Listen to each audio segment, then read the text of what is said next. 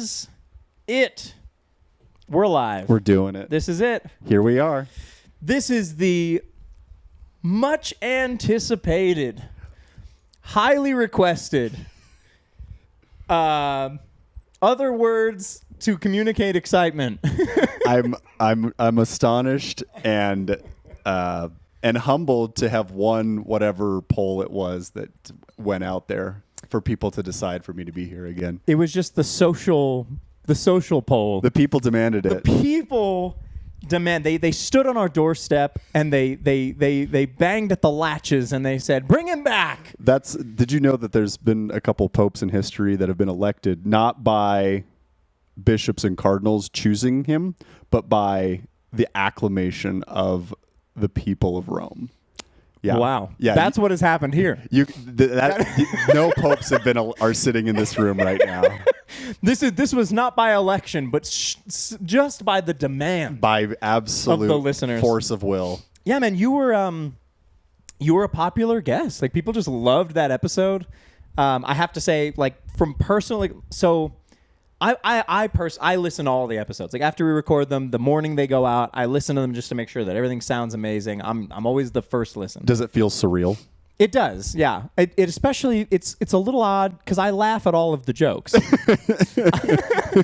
I re-laugh at everything that was talked about. All right. As if I'm listening to it for the first time. Like, it takes me by surprise. I'm like, oh, that's great. Oh man, that's great. Whoever does this, they really know what they're about. These guys have good banter. But the last episode that you were on, the lawyer cast. My wife and I laid in bed and listened to. Ooh. And she was like out loud laughing. I'm honored to be welcome in your home in such a special way. It was very special. Yeah, she was like hysterical, and she was like, that was the best episode. And I have to agree, it was one of the best. So thank you for coming back. It's my pleasure. And thank you for, we're going to have a great dinner after this. I made you some scratch chicken noodle soup. What's a scratch chicken? It's specifically a chicken that was killed because it was scratching people. So it's like a rabid dog. When the dog bites somebody, you have to put it down. Exactly. How many people does a chicken have to scratch before it becomes a scratch chicken? 3.5. 3.5 people. Yeah. Is this like a constitutional 3/5 compromise kind of half person, or is it like half a scratch? It starts and doesn't finish. Well, the first 3 people that it scratches, you just tally them as is. Like, oh, that's a person got scratched. Okay. You don't count how many scratches. It's just it scratched that person. Okay. It scratched 2 people, 3 people. All 3 of those people have been scratched multiple times. It's on its way. The half is as soon as the nails or the talons make contact, it's done. He's dying. Doesn't matter how many, he could just begin to scratch them, and that's considered a half. Welcome to Soupville, population U. Welcome to Soupville. And they're usually tastier. It's all that violence in the chicken that really brings out the flavor of the chicken. You can taste it in the blood. Oh, yeah. It had vengeance in it, you know? That's right. Yeah. So violent chickens taste better. You heard it here first. Except no substitutes. Yeah, I scratch chicken noodle soup. I'd made it, from scratch. Thank you. Well, yeah. Scratch chicken noodle soup was a mainstay growing up. Ooh, good. And so when the Costco rotisserie chicken entered our home was a day of much controversy because the raw broiler was no longer going into the stock pot. Well, then okay. This is a good starting point for discussion. The chicken that is in my scratch chicken noodle soup is a rotisserie chicken. That's fine. It's better this way. Please don't boil a chicken on my account. For me, it just means like I didn't get it out of a can. Yeah. Like I chopped and sautéed the vegetables. Yes. I poured the stock in there. It's a labor of love dissecting a rotisserie chicken. Oh yeah, I shredded it down to its natas. Oof. Down to its nibblies.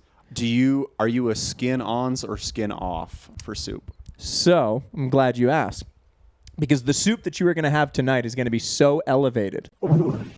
And the way that I elevate my chicken noodle soup is that I remove the skin. And then you put it on top of the shelf? I put it in the oven.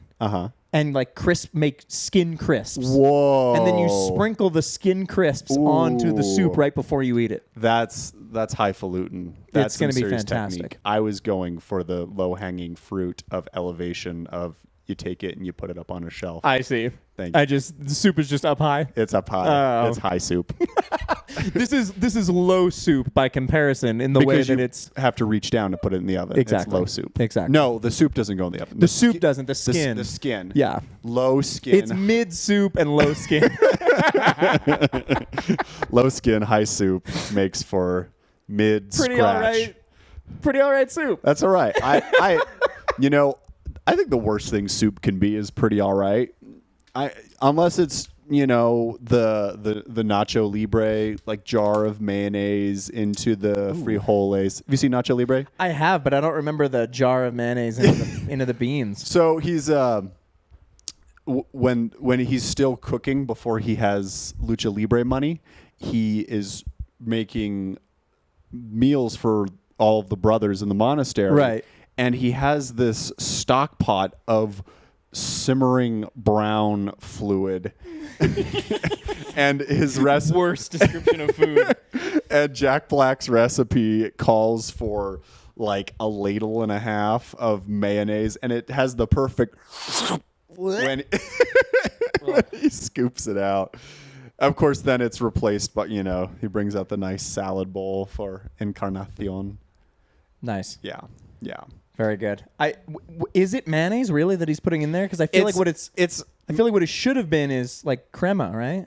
Probably. I mean, I just see a giant, gross jar of white colloid, and I think that's mayo. Yeah, crema is much looser Yeah. than mayo. Yeah, no, this Mayo's is dense. kind of gelatinous. Ooh, that Nice shouldn't be. and thick. I have to ask because I saw it. Yeah, Is this a rosary or would you consider this a chatki? this is a chalky. I love Yeah, that. yeah, this- so much. I this- recognized it right away Yeah. because when I was still in the ministry, Yes. I would regularly make chatkis. That's dope. because I was always, not always, but towards the end of my ministering career, I was often teaching about like the Christian mystics Yeah. and the desert fathers. And so I would hand make chatkis, and then I would hold on to them for a while. Like I would make one, hold on to it for a while, Yeah. and then I would eventually meet someone that I would give it away to. That's awesome. This is the first one that I ever had. A friend in undergrad gave it to me. I had another one that a priest from Ukraine gave to me when he was here visiting. I swapped that one with one of the bailiffs at district court who is Greek Orthodox. Dang. His didn't fit me really well, and I couldn't tighten it enough to make another loop. And so I think I lost it in a parking lot. Gotcha. And so this is my fallback. And I haven't lost it. Very good. Yeah. The one thing. So these are knots, right? Those are the proper knots on there. That's right, yeah. I So- think my friend, she found it on Etsy. So I could don't- never figure out how to properly tie those knots. Like I would watch Yeah. like nuns would make videos Yes. on like how to tie those knots, and I'd be Yes. like, I cannot tie those knots. You just got to be a nun. Yeah, I just don't have the I don't have the nun blood. I'm sorry. I don't have that nunnery blood in me. That's right. That's right. You got to. So I would just tie a type of knot or Yeah. beads Yes. or beads. Yeah. We rearranged our living room and we brought our bookcase out from the office, and I've got a little copy of the biography of Saint Anthony the Great by Saint cool. Athanasius. And every time I see it, I think I need to bring that to Ryan because I know he loves Desert Fathers. I'm a loves big. early monasticism, asceticism. It's one of the things that got me in the most trouble in ministry. Actually, Ooh. one of the things that got me in the most trouble in the Protestant Christian community was my obsession with the Christian mystics and the Desert Fathers. Because I'd talk about it, Yeah. and then other like leaders in ministry would be like, "Why are you talking about that so much? Like, That why are you doing that?" that rhymes with things before the 16th century. Yeah. So I remember I won't get too much. I'm not going to Sure. get too much into this Sure. just because it's a deep topic. But You don't do those here? I'm careful about them because Why? I'm a very passionate guy. That's wise. And I can get Yeah. Come out, buy us a cup of coffee and a pint, and we'll both talk. of those things. Yeah. Take your uppers with your downers.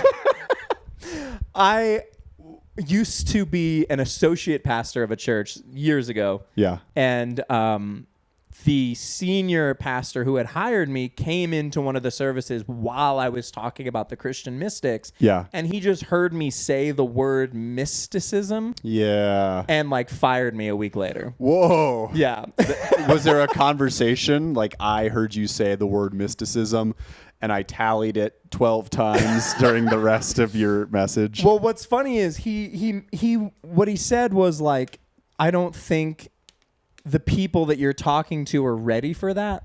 And my argument was the people that I'm talking to are the people that I've been discipling for like over a year. Okay. Like I've built up to this. Yeah. I wasn't just like mysticism. Did you know that there were people who left everything, their families, to go live in communities in the middle of the Sinai desert? And Preposterous. Preposterous. I mean, we were day just one. the service that we were doing at the time. I mean, that was the whole point. The whole point was we wanted to have a service for people who either went to regular Sunday services but wanted something more like in community, or people Yeah. who maybe wouldn't come to a Sunday service but they would come to a Thursday night. Right. And so we would have this. And I mean, we were doing things like, one of the things that I think we got some backlash for was baptizing people in the rain, which they were like, you can't do that. And we were like, because we had one night, it was like pouring rain. Like we were in the middle of a service, it was pouring rain. Not like regular New Mexico rain where it dribbles for like a minute. It was like drenching raining. Yeah, And we had this one girl who was like, I want to be baptized. Uh-huh. And we didn't have like a tank of water. Right. So we're like, let's just bring her out into the rain and lay hands on her. That's I mean, the form is correct. You're using water and not Sprite or right. other. And what Paul in the Didache, what he wrote, which a lot of people I don't think either know about the Didache or read it. Yeah, But I always heard it as Didache. Is it Didache? I always said Didache. I could be totally wrong. We'll have to I'm check. definitely not as Catholic as you are. So Well, so in that, and there's speculation over what it, how accurate it is, what it really was, but a lot of people believe that it was Paul writing. It's kind of a manual. Yeah, like to non-Jews on like how to do service stuff. Right. And he writes in there, he says, when you baptize, you should baptize in cold running water. Right. Unless you can't. That's literally what he says. Baptize in cold running water unless you can't. Unless there isn't cold running water, then just whatever water you got. So we were like, well, it's cold and it's moving. Let's just bring her out there. And it was an amazing experience for this and for a couple other people who are, because everybody's laying hands on them and it's like crazy thunder and lightning and they're just in creation, just like receiving. Yeah. Anyway, so there was stuff like that was very just like, wow. We would teach scripture, but then it was like, let's also have like a mystical experience with God where he touches you in a way that maybe, isn't super orthodox or whatever. Wow. Anyway.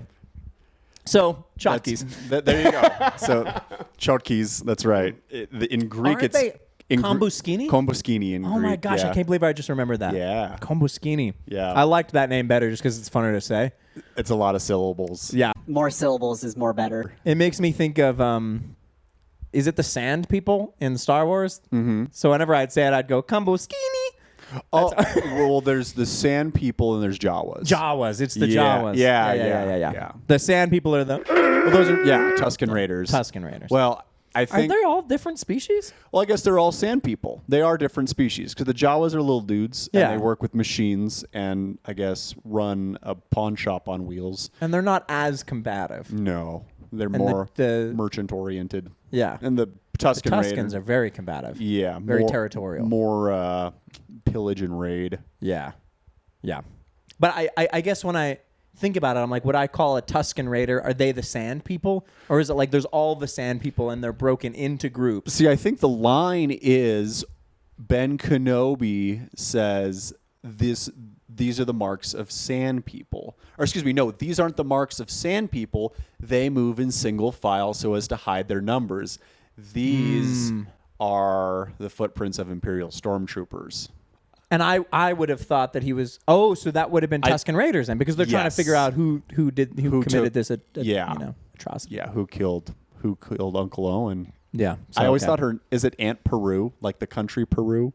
Baru. It's Baru. It's Baru. I never. Yeah, figured Owen out and Baru. I never figured out what her name was. Oh my gosh! You just now? I thought it was like We've had a breakthrough. I thought it was like the country in South America, Peru. with Machu Picchu. Yeah, I'm sure there are plenty of names that I'm to this day absolutely botching. yeah. I'm still the guy, like I catch myself sometimes when I sing old songs around my wife. Because she's gonna point out the fact that I'm saying the words completely wrong. The words that I've never like there's definitely like old Rihanna songs that like I'll remember from like 2009 I can totally or whatever. relate. And then she's like, "Is that what you think she was saying?" Is that what you think she And I'm said? like, dang it. I made the biggest mistake of my life. Lyric genius poisoned the well for everyone. No one will ever have to play fill in the blank. No. I was the guy that was I would print out lyrics to songs and keep them in my backpack. Nice. And then like at school, instead of like doing my work, I'd be reading over lyrics and memorizing them. I was the cool kid, in case you. Too cool. I was very cool. Literally too cool for school. He was cool enough for lyrics though. And then like on the bus home, I'd be like, nailing every word of an Eminem song, and people would be like, "Whoa!" Rap the whole verse. Yeah, and I'd really just have it in my backpack. Got one over on these suckers. That's right. So, what's going on in your life recently? What has happened in your life since the last time we had you on the cast? I became an international traveler for the second time in my life. Whoa. The first time I walked across the Bridge of the Americas from El Paso to Juarez when I was in third grade, like 2002, 2003. Wait, that sounds like a huge deal. Is it a huge deal, or is that like a little bridge? No, I mean the bridge is huge. The traffic is backed up for miles. It was a miserable experience as an 8-year-old. I'm sure. Okay. I was thinking it was 9 or 10, but no, my wife, my soon-to-be 2-year-old son, and my mother and father-in-law, we all got on a plane to Spain. Oh. And we spent about 5 days in Spain, and then we spent about a week and a half in Rome. And Oh, no way. Yes. Just recently. End of April. Okay. Yeah. So I saw Europe for the first time. It's incredible. Dang. I'd highly recommend it. Okay. Whatever you can do to make it happen. I learned a valuable lesson about just how ruthless and cutthroat discount airlines are. Oh. So there's a whole slew of them in Europe. I'm gonna bring these. guys in here. Ryanair is the big name out there. I'm sorry. When I founded it, I didn't realize that. I want you to know. No, this is this was me counting on the benevolence of an airline company which makes its killing on fees because the airfares are so cheap. So we booked a flight to go from Barcelona to Rome, and it's a 6 a.m. flight. Fun. Word of the wise, if you're in Barcelona and need to get back to the airport before 6 a.m., the metro does not run. You have to take a taxi. So I found out Good to know. when we got to the steps to go back down to the metro, which is incredible. The transit system in Europe is phenomenal. If there was a way to have the high quality, incredibly clean subway system of Barcelona just picked up and dropped into America, I would pay whatever price you ask. It was so easy to get around. I loved it. We didn't think twice about renting a car. I never thought I would hear that about public transportation of any kind. And that's the thing, right? You ride the buses around Albuquerque, or you see, the kind of unhinged humanity on social media. You see the congregations of the bus stops. That's right. Of the bus stops and of, major cities, subway systems. And you think, wow, I'm so glad I have a car. Yeah. And can lock the doors. And now the buses are free. Yeah. Here, which is attracts even more. Very, very interesting that the American transit system is not invested in making you pay for some kind of an experience. It's just if there's a bus, some people need it because they, medically they may not be able to drive a car. They might be able to afford it, so you lower the barrier to entry as much as possible. Right. Well, what that then does is that, one, you don't have any money to maintain buses, right, or even to have a financial deterrent for people who are essentially abusing the bus system. Right. Right. My first year and a half of undergraduate, I got on the bus over at Cibola High School, and I rode it 40 minutes to UNM. And that, eventually I just started driving myself because I wasn't waking up in the morning anymore. Yeah. But it was great. It was just a bus load full of other students. So, you really don't have to worry about being kind of stuck in an uncomfortable or unsafe situation with somebody who may not be completely present in their mind. Yeah. And, may respond to you however they think they should respond to you. So in Europe, I mean, it didn't feel expensive to get on the subway or on the bus. The nice thing was that a ticket for one bought your ticket for both. Oh, so yeah. So you would you kind of buy your passes. I imagine you live there. You buy them by the month. Maybe you buy them by the quarter. We'd buy them by 4 or 5 days, and it would be let's say $30 to $33 a person. Oh yeah. Okay. But it was clean. It smelled nice. I mean, you get jam packed with people, and you got a bunch of college kids or high school kids. We got on the train from the airport to go into the city in Barcelona, and there's 14-year-olds sucking face like they're trying to pull the other person's esophagus out through their mouth.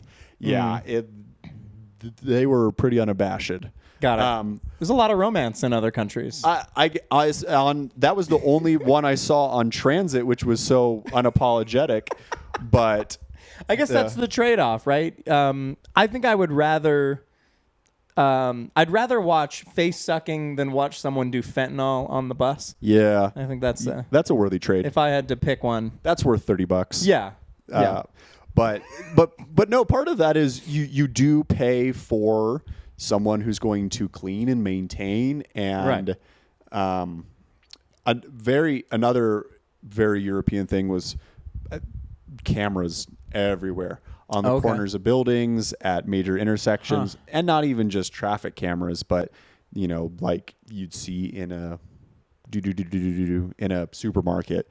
The Walmart camera that has a little box around your face, and you think, that's and that's just out and about. That's right. Just general surveillance. Yeah. So I go back and forth on whether or not, and this could be a whole thing, but I go back and forth on whether or not I'm an advocate of that, like whether or not because it is, on one hand, I think having those kind of checks in public, like here, there's so many things happening on the streets that you're just like, how is that just happening outside? Right. Like, what is going on? Right. And so it's like having those checks sometimes I think would be a good thing. On the other hand, though, I am definitely of the subscription that being surveilled more is not necessarily something I want personally. Right. You have no assurances that the people who have your face, your movements, Right. your habits are going to use them for benevolent purposes. Right. So I'm very back and forth when it comes to technology and its role. This is actually one of the things that I wanted to talk about. So I'm glad that you brought this up. Excellent segue. Did you plan this? I didn't plan it because I had no idea that you were going to talk about the cameras in Europe. Yes. But I will say this: Brianna's uncle wants us to go to Rome with him. Go. So we're talking about it because he wants to make a documentary. Oh. He's like working on a. I'm so sorry, listener land, for whoever had to hear me smash that water bottle. College student slams the can on his head with the mic. You could just drop it. All right. Yeah, I'll get it afterwards. But he wants to make a documentary. So he's Catholic. Yeah. And he does a lot of studying. Like, it's just like his whole thing is just like studying. And every time we see him, he's always talking about what he's studying. Yeah. And he's really wanted to go to Rome. Like, he bought himself a camera and like a lens and has like been talking about, I want to make this documentary. He makes YouTube videos. We like really helped him to like get started making YouTube videos, and he's kind of kept going with that and wants to go to Rome, and like he's like, I want to film the Vatican and I want to. It is an incredible experience. I've been to DC, Philadelphia. I've never done Boston. I've been to Jamestown, Virginia. I've been to Williamsburg.